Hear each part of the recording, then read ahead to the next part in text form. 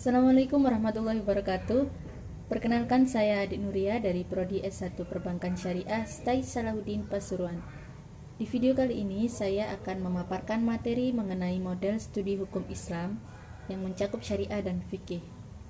Studi hukum Islam dapat dilihat sebagai bagian dari studi hukum pada umumnya yang mengambil hukum Islam sebagai objeknya, baik dari segi pokok-pokok isi hukumnya, bagaimana hukum itu dijabarkan dan diterapkan, serta bagaimana respon lingkungan sosial dan budaya terhadap penerapan hukum itu. Selanjutnya, klasifikasi kajian objek hukum Islam. Yang pertama, studi filsafat hukum Islam atau studi pada tataran filsafat hukum. Termasuk ke dalam kategori ini adalah semua topik yang tercakup dalam kajian usul fikih.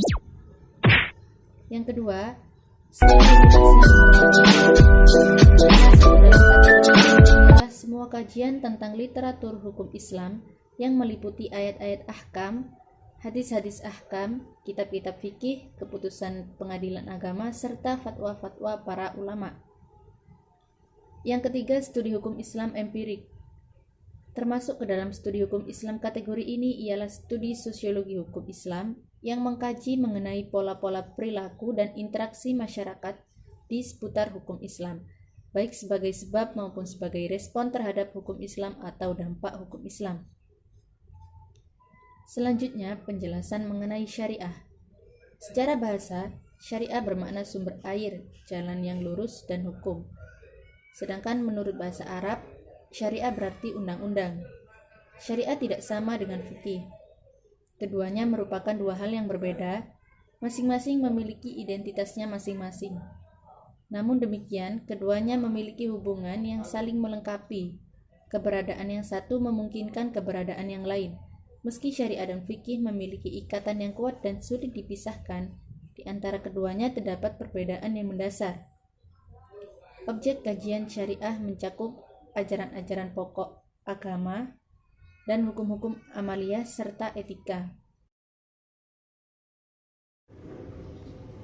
Berikutnya, negara-negara yang menganut sistem syariah yaitu Arab Saudi dan beberapa negara Teluk lainnya yang tidak memiliki konstitusi atau legislatif. Penguasa mereka memiliki kewenangan terbatas untuk mengubah undang-undang karena mereka didasarkan pada syariah, seperti yang ditafsirkan oleh ulama mereka. Selanjutnya, penjelasan mengenai fikih. Fikih berasal dari bahasa Arab yang berarti pemahaman yang mendalam atau pemahaman penuh.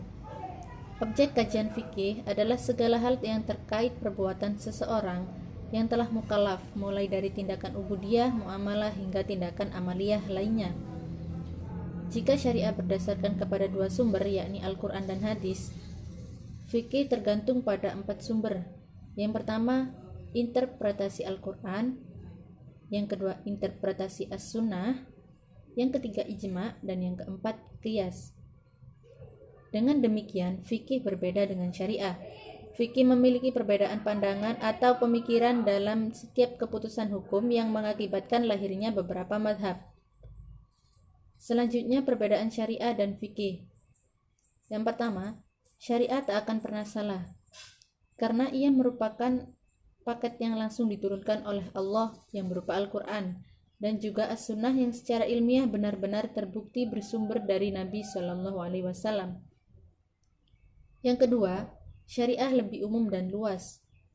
Syariah bersifat lebih umum dan luas cakupannya daripada fikih. Jika syariah meliputi akidah, akhlak dan amaliyah, sedangkan fikih hanya mencakup sisi amaliyah saja. Yang ketiga, syariah bersifat tetap dan tak berubah. Karena fikih bisa berubah sesuai dengan perubahan zaman, tempat, kondisi, dan lain-lainnya. Perlu dicatat di sini bahwa perubahan fikih karena adanya salah satu atau beberapa faktor tadi hanya boleh terjadi atas rekomendasi seorang mufti atau mujtahid. Ahli fikih atau mujtahid hanya berusaha mengambil kesimpulan hukum fikih sesuai dengan konsekuensi setiap dalil dan hujjah yang mereka ketahui. Para mujtahid melakukan ijtihad itu dengan tetap menyadari bahwa kesimpulan fikihnya nanti bisa saja tepat dan bisa disebut dengan syariah, namun bisa juga salah yang disebut dengan ijtihad fikih. Maka sekali lagi, hasil kesimpulan fikih memang belum tentu syariah. Namun kita sama sekali tidak dilarang untuk menjadikan fikih sebagai panduan beribadah. Kita sangat boleh dan sah-sah saja beribadah kepada Allah dengan berpanduan hasil pemikiran akal manusia itu. Demikian pemaparan mengenai model studi hukum Islam dari saya. Semoga bermanfaat dan terima kasih telah menonton video ini. Wassalamualaikum warahmatullahi wabarakatuh.